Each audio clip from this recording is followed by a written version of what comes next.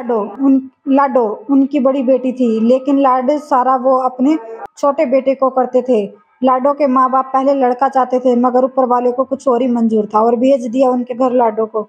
जब लाडो का जन्म हुआ तो कर्जदार उसके पिता को उठाकर ले गए थे। इसी वजह से माँ उसे मनुष्य मानने लगी थी, मगर यह मनुष्यत बस उनकी सोच भर में थी।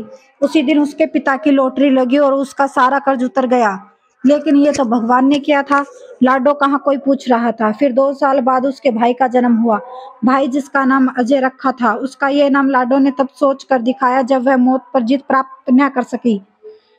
5वां दिन था। जन्मदिन की तैयारी करते समय अचानक घर में आग लग गई। सब लोग बाहर भाग गए, लेकिन अजय और लाडो का कुछ पता न था। अचानक लाडो घर से बाहर आती दिखी।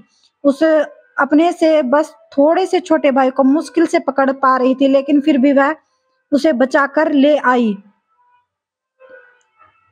ऐसी ही कुछ और घटनाएं भी हुई, लेकिन लाडो आज उनके लिए मनहूस ही थी।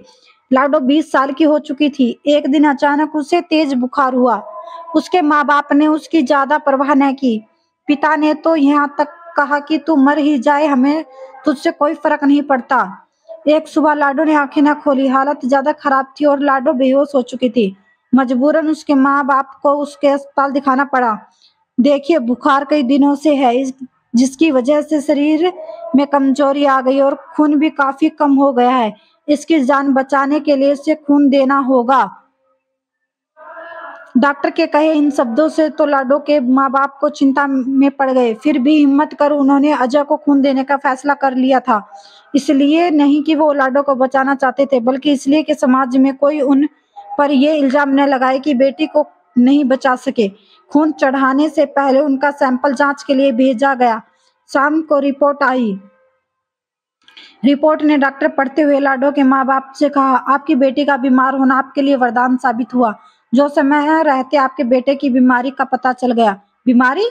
कौन सी बीमारी? ये कलमुही लगता है इसकी जान लेकर ही रहेगी, डॉक्टर को टोकते हुए लाडो की माँ बोली। तभी डॉक्टर ने चिंता व्यक्त करते हुए कहा,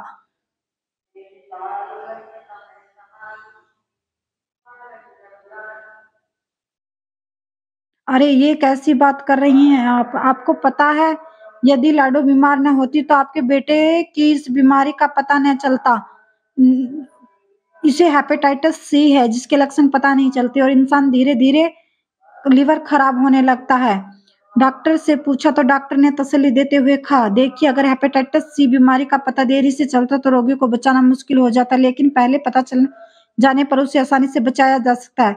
अजय की इस बीमारी की अभी शुरुआत ही है।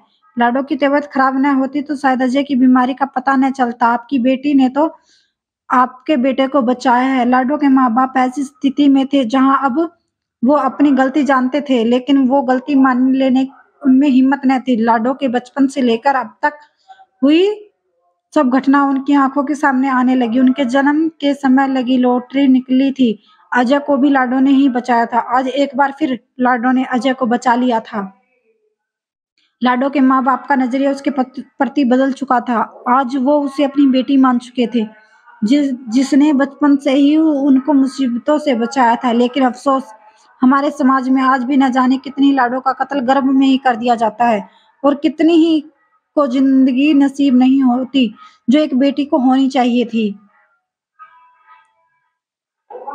ये तो इंसान की फितरत है कि वो किसी में अच्छाई कम और बुराई ज्यादा देखता है, परंतु यदि हम हर चीज में अच्छाई देखना शुरू कर दें तो जिंदगी कितनी खुशहाल हो जाएगी।